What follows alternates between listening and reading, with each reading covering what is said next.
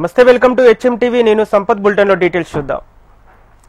అవినీతికి వ్యతిరేకంగా నేపాల్లో కొనసాగుతున్న ఉద్యమం హింసాత్మక ఘటనలకు దారితీయడంతో ప్రధాని కేపీ శర్మ ఓలీ సహా పలువురు మంత్రులు తమ పదవులకు రాజీనామా చేశారు.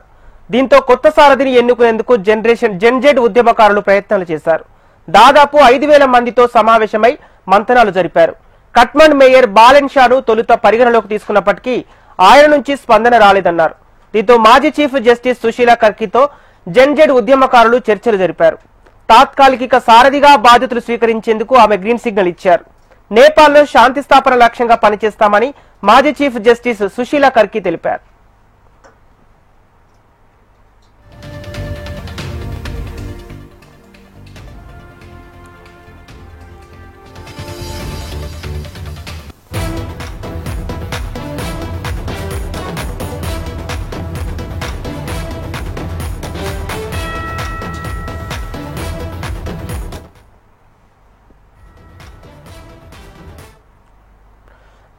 అవినీతికి వ్యతిరేకంగా నేపాల్లో కొనసాగుతున్న ఉద్యమం హింసాత్మక ఘటనలకు దారితీయడంతో ప్రధాని శర్మ కేపీ సహా పలువురు మంత్రులు తమ పదవులకు రాజీనామా చేశారు.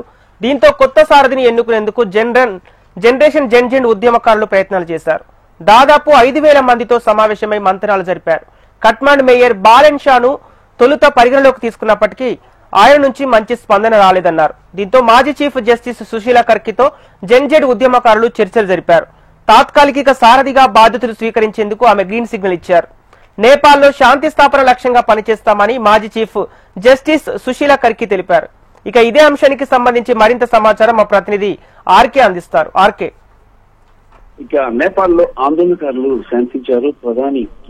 మాజీ ప్రధాని కేపీ శర్మ ఓలీ సహా మంత్రులంతా రాజీనామా చేయడంతో పాటు కర్ఫ్యూ అమల్లోకి తేవడంతో వీధుల్లోకి ఎవరు రాలేదు. ఇప్పుడు తాత్కాలిక సాధన ఎన్నుకునేందుకు జెన్జెడ్ ముమ్మర చర్చలు జరుపుతోంది. దీంతో నేపాల్లో తాత్కాలిక ప్రభుత్వ అధినేత రేసులో మాజీ chief justice Sushila Karki, Kathmandu mayor Balendra Shah, విద్యుత్ బోర్డు మాజీ సీఈఓ కుల్మంత్ సింగ్ పేర్లు వినిపిస్తున్నాయి. అయితే ఇందులో ప్రధానంగా మాజీ సిజేఐ సుశీలా కర్కీ నేపాల్ అత్యున్నత న్యాయస్థానానికి సిజేఐగా పనిచేసిన ఏకైకమైన కావాలని విశేషం.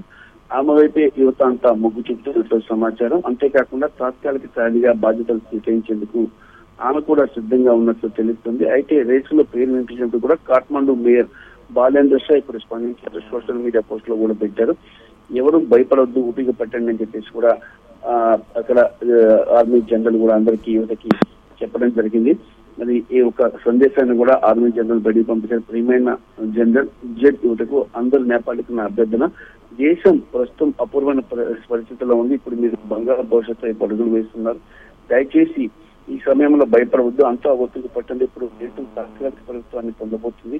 దేశంలో ఎన్నికలు జరగనున్నాయి. తాత్కాలిక ప్రభుత్వాన్ని ఎన్నికలు నిర్వహించడమే పని అని చెప్పేసి బాలేంద్ర షా కూడా ఒక ట్వీట్ ని చేయడం జరిగింది. దాంతో పాటు తాత్కాలిక ప్రభుత్వానికి నాయకత్వం వహించాలని మాజీ ప్రధాని న్యాయమూర్తి సుశీలా కర్కీ ప్రతిపాదనను పూర్తిగా సమర్థిస్తున్నానని చెప్పేసి కూడా జరిగింది. మరి ఇక దీంతో ఇక నేపాల్లో ప్రస్తుత పరిస్థితులు అయితే మాత్రం సర్దుమణుగుతున్నాయి. ప్రస్తుతం ఇక్కడ మరోవైపు కాఠ్మాండు విమాన సర్వీసులను కూడా పునరుద్ధరిస్తున్నట్లు భారత్కి చెందిన విమానయాన సంస్థలు కూడా చెప్పాయి. అక్కడ చిక్కుకున్న భారత్ను తిరిగి భారత్కు తీసుకొచ్చేందుకు ఎయిర్ ఇండియా, ఇండిగో సంస్థలు అదనపు విమానాలు నడుపుతున్నాయని కేంద్ర పౌర విమానయాన శాఖ మంత్రి రామ్మోహన్ నాయుడు తెలిపారు. టికెట్ రేట్లను అందుబాటు ధరలోనే ఉంచాలని సదరు విమాన సంస్థలను కోరినట్లు కూడా చెప్పారు. ఢిల్లీ నుండి కాఠ్మాండుకు ప్రత్యేక విమానం నడుపుతున్నట్టు ఎయిర్ ఇండియా కూడా తెలిపింది. కాఠ్మాండుకు విమాన సేవలను గురువారం నుంచి ప్రారంభిస్తున్నట్లు కూడా ఇండిగో సంస్థ కూడా ఎక్స్ లో పోస్ట్ చేసింది. ఈ నెల 9న ఆందోళనకారులు కాఠ్మాండు త్రిభువన్ అంతర్జాతీయ విమానాశ్రయంలో చుట్టుకునేందుకు ప్రయత్నించగా నేపాల్ సైన్యం వారిని అడ్డుకుంది. అనంతరం విమానాశ్రయానికి ఆధీనంలోకి సైన్యం తీసుకుంది. దీంతో విమానాశ్రయం మాత్రం కొంత తేలిగ్గా ఉంది. అది మినహాయించి ఇంకా అధ్యక్షుడి భవనాలు, అలాగే ప్రధాని నివాసాలు కానీ అన్ని కూడా దాదాపుగా మొత్తంగా కూడా తగలబెట్టేశారు. దాదాపుగా ఖైదీలు నేపాల్లో ఉన్నటువంటి జైలు నుంచి ఖైదీలు 7,000 మంది ఖైదీలు పరారైపోయారు. మరి ఈ అన్నట్లు లోకల్ మీడియా కూడా చెప్తుంది ఖైదీలు పరారైపోయారని. మరి ఈ ప్రస్తుత పరిస్థితి అయితే మాత్రం నార్మల్ స్థితికి రాబోతుంది. దీన్ని ఖచ్చితంగా తీసుకొస్తామని ఇక్కడ అక్కడ సైన్యం అయితే రంగంలోకి దిగి ప్రస్తుత పరిస్థితిని అదుపులోకి తీసుకొస్తుంది. కొత్త ప్రభుత్వం ఏర్పడటానికి ఇవాళ రేపట్లో కొత్త ప్రభుత్వం ఏర్పడబోతుంది. ఏర్పడిన తర్వాత మరికొద్ది రోజుల్లోనే ఇక్కడ ఎన్నికలు జరుగుతాయని చెప్పేసి కూడా తెలుస్తుంది. Okay right, thank you RK.